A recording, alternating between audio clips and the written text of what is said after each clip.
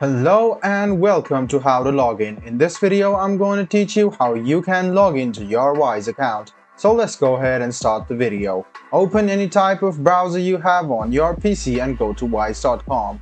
What you need to do now is click on Login if you have an account. Or if you don't have an account, you can click on Open Account, which is over here, or Register. So we are going to log into your account, so we are just going to click on Login.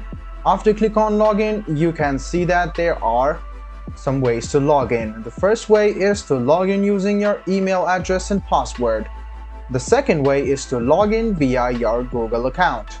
The third way is to log in via your Facebook ID, and the last option is to log in via your Apple ID. I'm going to teach you how you can log in with your email address because I have registered with my email address. If you had registered with your Google, Facebook or Apple account, you could have just clicked on this, sign in to your respective accounts and sign in to your Wise account as well. But for me, I'm going to teach you how you can sign in to your account via email.